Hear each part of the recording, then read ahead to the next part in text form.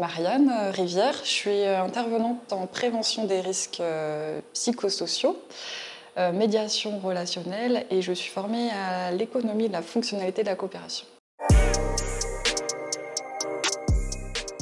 Je suis venue retrouver des personnes avec qui j'ai pu me former, qui venaient des quatre coins de la France.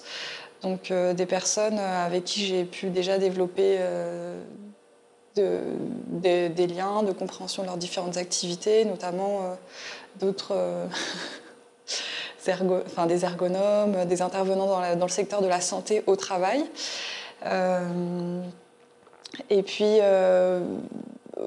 justement, savoir un peu ce qu'ils deviennent, comment l'EFC vient bousculer leur travail, comment ça fait écho avec mes propres questionnements et trajectoires. Qu'est-ce que je viens chercher? Je viens aussi chercher de la connaissance, via les ateliers.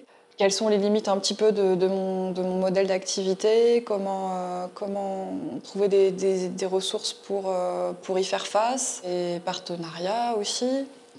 Et puis des idées. Hier, j'ai fait un atelier, je me suis inscrite par hasard, à un atelier sur le tango. Et donc pour moi, c'était déjà découvrir comment le tango et le FC... c'est quoi les liens entre cette activité qui, pour moi, est très axée sur le corps et se connecte comme ça à l'économie de la fonctionnalité de la coopération. Et ça a été vraiment une super expérience, dans le sens où j'accompagne beaucoup les milieux de travail, d'emploi, des personnes en situation de salariat ou de direction. Et donc du coup, ce que j'ai vraiment retenu dans cet atelier, c'est qu'est-ce qui favorise ou pas la connexion au corps et du coup ce qui facilite la relation derrière à l'autre dans les milieux de travail, et quelles sont les conditions pour donner la confiance aux personnes, pour se sentir vraiment à l'aise, fluide, jusqu'à se sentir danser, quoi, en fait. Vraiment éprouver du plaisir au travail, quoi, finalement. C'est des liens que je n'avais pas forcément trop fait jusqu'à présent, ou cherché à conceptualiser dans ma tête, en tout cas, ou à comprendre. Et donc du coup, là, de pouvoir vivre cet atelier de tango, ça m'a permis aussi de mettre des mots aussi sur des ressentis ou des situations en entreprise où le corps est empêché un peu aussi de s'exprimer, de communiquer librement et d'être mobilisé aussi dans la relation à l'autre. Donc du coup, pour moi, l'économie de la fonctionnalité de la coopération, c'est vraiment un outil pour réapprendre à vivre en respect de l'environnement et en respect de l'humain. Et c'est un outil qui permet du coup de comprendre ce qui crée ces blocages et cette coupure en fait dans notre lien au vivant, à la nature, mais aussi du coup aux autres.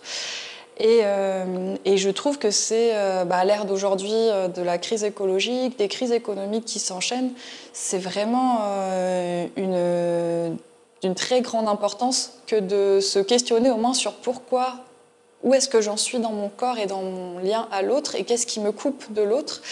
Et souvent, ça passe aussi par une réflexion sur les modèles économiques, nos liens de contractualisation avec notre employeur, qui sont autant des outils comme des freins, des barrières à une relation fluide à l'autre. Et du coup, à une nouvelle reconnexion à l'autre, mais aussi à la nature. Mais donc oui, ça me semble vraiment indispensable aujourd'hui de chercher à questionner notre rapport à l'autre, notre rapport au vivant, notre rapport à la nature, par comment notre corps se réagit à l'autre, réagit à la nature, réagit à l'environnement, aux arbres, à la ville. Et du coup, comment, selon ces réactions, comment comprendre leur cause, leur origine, et ça passe bien souvent par les modèles économiques, les cadres d'emploi ou les cadres de vie dans lesquels on est un peu conditionné. Je repars avec de l'énergie. Je repars avec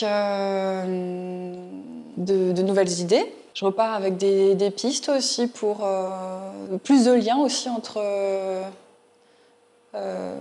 typiquement là en l'occurrence le corps et les modèles économiques.